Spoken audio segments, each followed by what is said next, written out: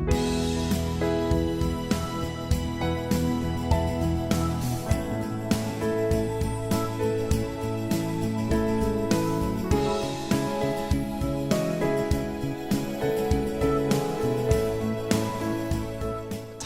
Haiyan brought so much damage to the Philippines. And these damages, losses, and therefore insurance will be part of life, part of cost, part of running a business in the new environment. And we need to be prepared as well. What we describe in our recent sustainability report is taking the lead, partnering for change. And we are really committed to this, and this is why I think we have really embedded these in our human resources department, because we think it is very important to change the mindset, to change the people, and the most effective way to do so is, in a way, via our significant workforce we have. Tackling climate change is no obstacle to economic growth. The EU record shows it. Ever since 1990, we have cut EU's CO2 emissions by 18%, and over the very same period we have seen a GDP growth by 45%. In other words, we have successfully broken this link between economic growth on the one hand and emissions on the other.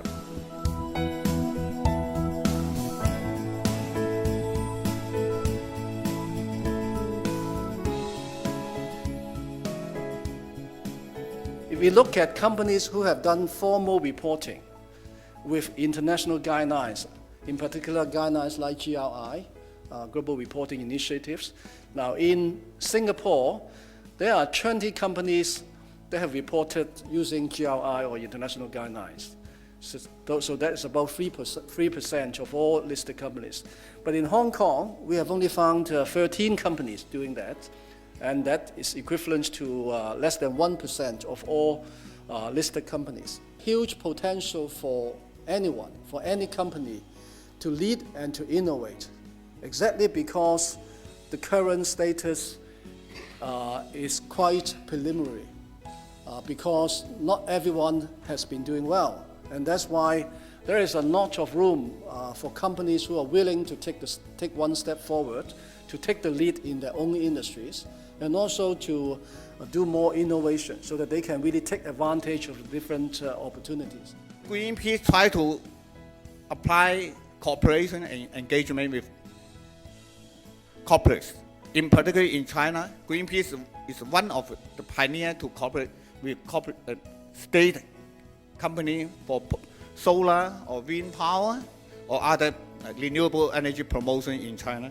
CCA has been helping the government with the Environmental Protection Department and to develop a platform for all listed companies in Hong Kong to disclose the carbon emission.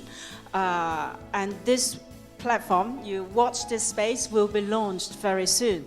Companies, whether they are Hong Kong firms or mainland China firms or other foreign firms, need to study carefully the EU environmental standards as they exist for the various areas of the economy. All of these companies that report on a global level to us have listed numerous benefits, and I think a lot of those benefits that they list would also apply here to Hong Kong. Once they get that commitment and vision, they should set up a system. Nowadays, we have so-called environmental management system. Change of the public expectation and the public demand and the consumer demand.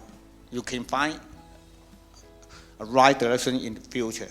I think consumer demands are changing because there are more and more consumer preferences for eco-friendly products. And as product carbon footprint becomes more prevalent in the future, consumer demands for clear labels for products that can show that they have a low carbon footprint. We become more competitive in future. I think these are the areas that we should look at.